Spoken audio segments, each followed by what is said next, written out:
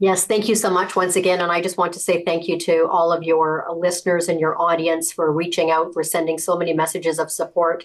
And I want everyone to know that this was really about a movement, and it became a moment of sort of truth of, showing that when you do question the establishment, or if you ever speak out and bruise anyone's egos, or you challenge the status quo, that there are people that are going to attack the democracy. And I think that because so many Canadians and so many, people just spoke out and engaged, that Canadians will not allow any political institution in our country to attack democracy, to attack our values of fairness and justice. And I think that Canadians felt, especially Canadians who were liberals, and of course, I myself am not a liberal, but if I were a liberal, I would want to make up the choice for myself. I wouldn't want a secretive committee of party insiders determining who I could or couldn't vote for. I would want to inspect the merchandise of all the different candidates, kick the tires, to use another metaphor, and I would want to be the decider. It feels a little bit too controlled. Now, let me ask you, I know you appealed your decertification to an internal party appeal process. And again, from what I heard, this was a secretive process, not done in public, not done with scrutiny. I suppose that marks the end of the road internally. Thinking as a former lawyer, I know you could try and have the courts judicially review it. That's probably a long shot. Courts would probably grant a lot of deference to the Liberal Party. Is there any more legal moves are there any more legal moves you could make, or are you just going to be a journalistic critic now? Are you going to try and get back in, or has that ship sailed? It was very unfortunate what happened. And, as you shared that this, disqualification of Ruby Dhalla, it certainly, engaged Canadians from all political stripes from all over the country. And I and my team, and supporters were really, really shocked that 5.8 million people engaged on Twitter alone. For 96 hours after the disqualification. On Instagram, we had 4.8 million people engaged, because people clearly saw this disqualification for what it was. It was an attack on democracy. It was an attack on fairness, an attack on justice in our country. We live in a first world country where democracy is the foundation of, our country and the very people that we are. So to take away that opportunity for people to vote, to take away the opportunity for people to have that choice, in itself is something that just makes you scratch their head for a party that was preaching about democracy and preaching about being the Liberal Party of Canada. It certainly was not very liberal when they have a track record now of kicking out smart, successful, intelligent women that have a voice. You take a look at Dr. Jane Philpott, you take a look at Jody Wilson-Raybould, you take a look at Selena. All of these people have women, smart and successful and intelligent, have all been kicked out by the party. I was also the second candidate, to be disqualified from the immigrant community, from the South Asian community in particular, even though I was born and raised in Canada. And for what? Because I was there to challenge the status quo and to challenge the establishment. When we talk about the debate in particular, whoever wins, and the establishment wants Mark Carney to win, how is he going to go up on that debate stage and debate Pierre Poilievre? How is he going to go up and actually have a debate with other Canadians who want to talk about the future of our country? Yet the establishment was scared to have Ruby Dhalla up on stage debating Mark Carney. It's all very, very puzzling and very bizarre, to say the least. And then to come up with, fabricated allegations hours after they received $350,000. So in terms of, what you've mentioned, where do we go from here? You're a lawyer, so we're actually, you'll appreciate that the lawyers are actually taking a look to see what windows, exist in terms of pursuing this further, especially for the $350,000, which was given actually by hardworking Canadians. And they want the Liberal Party of Canada to do the honorable thing, to do the ethical thing, and have that money returned to those hardworking Canadians that donated for the vision that I had for the party and for the country. Now, you mentioned that it was the party, some party agency, I don't know, some committee that booted you out. Have you had any communication from any of the four candidates or any MPs or anyone, and I'm not asking you to name them, but has anyone from within the party reached out to you and say, this isn't right, or I wish you hadn't been kicked out? Like, are there other friendlies within the party who are saying what you've just said, this isn't the right way to do it, it looks like censorship and cancel culture? Or are they have they all made their peace with the fact that Carney's their new king? Well, I think one thing's very clear, that I was certainly not in this leadership race to get a job or to apply for a job. I was there, for my lifelong commitment that I've had to public service, to our party and to our country. And like you said, this friendly group chat was sort of everyone wanting to see which job they can get out of this. And, and they were all, I would say, appeasing Mark Carney, who they perceive as, the front runner, that the establishment wants to become the leader. So I think that it really changes the dynamics. None of the four candidates reached out, but many, many MPs, did reach out and felt what was done by, the Liberal Party establishment was unfair. It was unjust. And as one MP put it, this is certainly not very liberal at all for the Liberal Party to be carrying out, these types of issues. And even more than the many Liberals that reached out, there were also so many Canadians, some who are politically aligned with other political parties, other people that are not politically involved, other people that are politically homeless, but just people who really believe in democracy and fairness. And they saw what happened. I mean, I learned of my disqualification while I was live on television. Yeah. Guess with who? With CBC. So for someone that was running for the leadership of the Liberal Party, for someone that is running to be Prime Minister of the country, for a party establishment to inform me in that manner, I think that a lot of Canadians just felt that that was just plain wrong and something that was unacceptable, by the Liberal Party. When we spoke 9 days ago, you mentioned the fact that both Chrystia Freeland and Mark Carney had been directors of the World Economic Forum. Now, that's not something that most people in mainstream media or mainstream politics know about or talk about. And it's sort of a can of worms. We cover the World Economic Forum every year. We fly over there and try and ask questions of the VVIPs. So I know exactly what you mean. That's the kind of question that makes the mainstream media really uncomfortable. And I think that's exactly the kind of thing they were trying to stop you from injecting into the debate. So here's my question about that. I know that when you talk to us, you talk to other citizen journalists too, other YouTubers. You mentioned the big TikTok influencer you were with on debate night. And that doesn't surprise me that people who are sort of skeptical citizen journalists would want to hear what you have to say. But let me ask you this. How have you been treated in the last 10 days by what we call the mainstream media, by the CBC, CTV, Global, by the Globe and Mail, by the Toronto Star? They're really the big guys. Have they been open-minded towards you? Have they given you a fair hearing? Or have they frozen you out because they don't want to talk about prickly things like the World Economic Forum or whatever also? Well, we're actually going to need your help on this one, because I can tell you're Rebel News, because we we're looking through some of the various interviews that were being done of the Liberal talking heads. And one of the best analogies that this Liberal talking head came up with on CBC News about the reason for my disqualification was, well, Ruby was discussing the World Economic Forum. And this is a bizarre conspiracy theory. Like, the whole thing just, makes you scratch your head, that if the Liberal talking head could have this as the best reason possible for having Ruby Dhalla disqualified, because she's talking about the World Economic Forum, which they deem to be a conspiracy theory, I was just sitting back and thinking, this is all fact. I haven't been a part of the World Economic Forum. And if you have these group of individuals that have been and are, it should be of no basis to have me disqualified, because I was here talking and focusing on the issues. I never personally attacked any, candidate that was running. I never personally attacked any individual. I was focused on talking about issues and policies, which are the need of, the hour.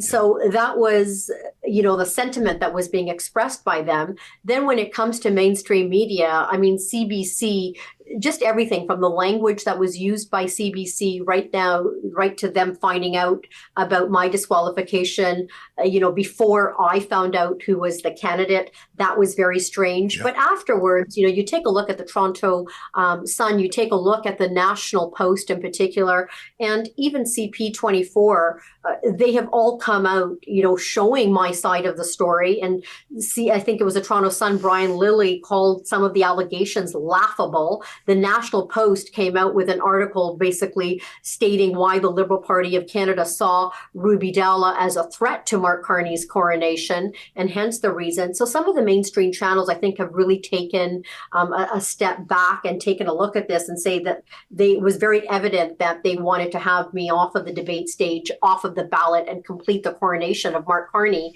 And I think that those media outlets all agree that this was unjust. But I think that's stemming from seeing the overwhelming response of citizens, people who are, may or may not be affiliated with a political party, or maybe politically homeless, or maybe very, pro-liberal or anti-liberal or pro-conservative, or not with another political party. I think it stems from the fact that this was just something that was an attack on democracy in our country, something that was completely an attack on fairness and justice. And people actually lost the right to cast their vote, to make a choice of who they want as a Liberal leader and as Canada's future Prime Minister. I had signed up thousands and thousands of membership across the country. All of those people were left without the opportunity to be able to vote for me. And those donors that gave $350,000 for the vision, that believing in the vision that I had for the country, that I had for the party, they're all out of pocket with this money. And that's why the Liberal Party needs to do the right thing and return that money to those donors. Yeah. Just really quickly on the World Economic Forum, I don't want to spend too much time on it, but it is a real thing. It meets every January in Davos, Switzerland. Now, I'm sure there are false rumors about it, but it is not a rumor that both Chrystia Freeland and Mark Carney were on the board. In fact, we've interviewed Mark Carney every year at the World Economic Forum when we're walking on the streets. Here's a quick clip of me scrumming him last year on the streets of Davos. He actually was sort of friendly. Here, take a look. Talk to a Canuck. Great, nice to see you. But seriously, he needs help. He's down 20 points. He has a gender gap. Women are choosing Conservatives more than Liberals. I don't remember the last time that happened. What advice would you have for the youngster?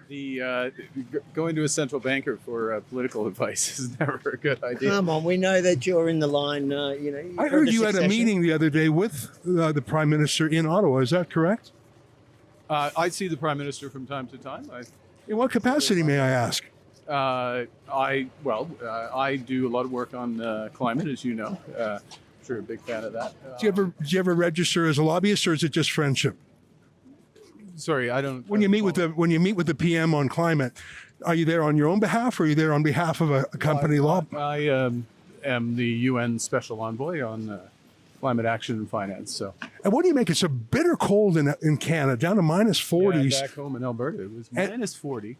And Guilbeault is saying go to electric cars. That doesn't work. In for a week. Well, you've got to have. Watch out. You've got to have the full. You've got to have full capacity, right? And you've got to have. One of the things we're going to need to do in Canada, across Canada, and this is, for the benefit of jobs in the country, is build out the grid. You can't switch before you build it out, number one. Number two, one of the things you need, regardless of the form of energy you have, is also to have what's called a capacity market alongside the electricity market. So you think that Guilbeault's plan is a little bit hasty since we haven't done those foundational things? Well, I think what's important is that, whether it's in Alberta, Ontario, Canada, Australia for that matter, is that you have to build. You have to build. And it's a time to build. And look, we're in a position where we in Canada are in a position where we have been an energy superpower. We can continue to be an energy superpower. We've always had the ability to develop new sources of energy. But the PM said there was no market for natural gas. How do you feel about natural gas, especially to relieve Ukraine and other Europeans from Russian gas. How come they are buying Russian gas and Qatari gas, but Justin Trudeau won't let them buy Canadian gas? Well, we would have to get to build the trains in order to do what called LNG trains in order to get the gas to them. But God, this is a long interview, isn't it? I'm enjoying it, and I'm doing my best to be fair and friendly. If this was Canada, you could have him arrested. Did you see that? Your rival, Chrystia Freeland, had one of our reporters arrested. I don't think she did. I think she didn't say a word against it. On the incident, as you guys know very well, Canada is a rule of law country. Canada is a democracy. Operational decisions about law enforcement are taken by the police of jurisdiction. Quite appropriately, political elected officials have no role in the taking of those decisions, and that's why I don't have any further comment. It was the wrong thing. It was absolutely the wrong thing. Well, thank you for saying that. Look, freedom of the press. I've been a public figure in Canada, been a public figure in the UK. I know you got to answer tough questions, and you guys, you ask tough questions, and that's fair. Well, I want to thank you for saying that, because I have to say, Chrystia Freeland has not yet said anything in the vein that you have. She's been happy to let the cops do her work for her, and if she disagrees with the cops, she hasn't said so. Well, I said what I said. So, but look, the questions you were asking earlier about energy, and I'm going to have to. All right, well, thanks for your time. I really appreciate. Important, and I appreciate keeping. Mark, thanks. come on. I feel like until next year, no. So that clip shows, I mean, he's there every year. Like, it's Mark Carney's real stomping grounds. And Chrystia Freeland, it's really weird to me. The real question is if you're going to get a clip done this year. Yeah, well, he wasn't. Neither of them went this year. Both of them stayed home because of the Liberal leadership contest. Let me ask you one last question. I sure appreciate you spending so much time with us. Let's say that there's no more legal avenues to go down. I'm guessing that a court would be reluctant to overturn the deal here. I mean, it has happened before. I've seen it in other parties. There have been some courts intervening, but I don't know if they'll do that here. And certainly I don't know if they'll do it quick enough. So let's say that the state of affairs continues as it is. You were kicked out, you can't get back in, and as I think will happen, Mark Carney has a coronation. What are your plans? Are you going to continue to speak as a journalist, like a pundit? Are you going to run in some form? Are you still figuring that out? I enjoy talking with you. It's very interesting. But what are you going to do, let's say, a month from now or in the heart of a campaign? Have you thought it through?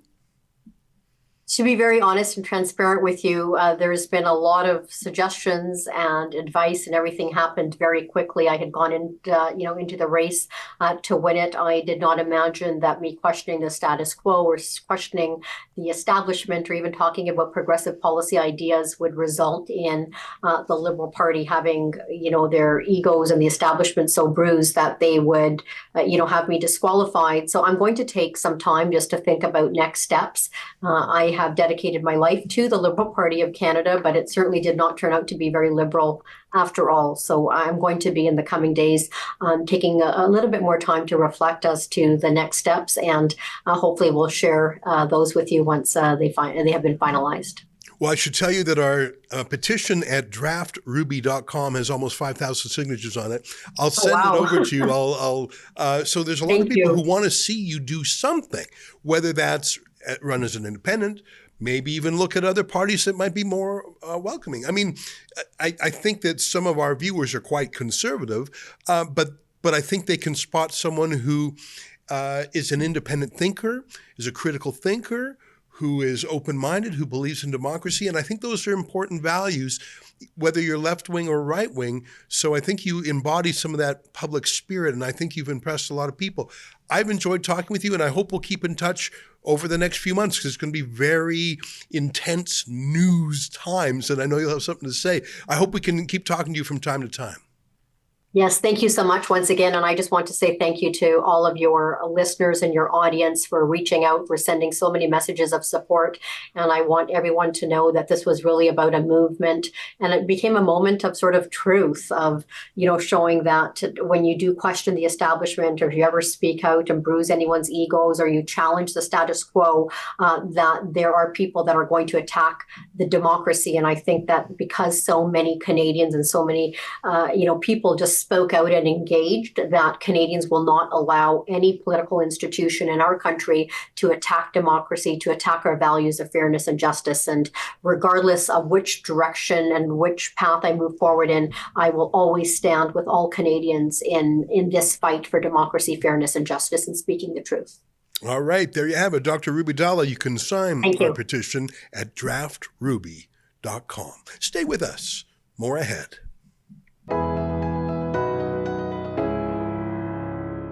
Oh, hi, it's Ezra Levant here in Toronto with an important message because we need your help. Independent journalism in Canada is under attack. Government censors, big tech deplatformers, and the dying legacy media are all working together to maintain exclusive control on the information you receive. They don't want you to hear other voices like ours, and they really don't want you to be informed and to think for yourself. That's why the work we do here at Rebel News is so important. Our on-the-ground reporting, independent news shows, and special content you won't find anywhere else. It's all designed to give you trustworthy information and alternative viewpoints so you can decide for yourself. We don't get government money, and we are not owned by some big global conglomerate. We're funded by people just like you, so please support independent journalism and help us continue our work by subscribing and becoming a Rebel News Plus member today, right here on the page. Go to rebelnewsplus.com.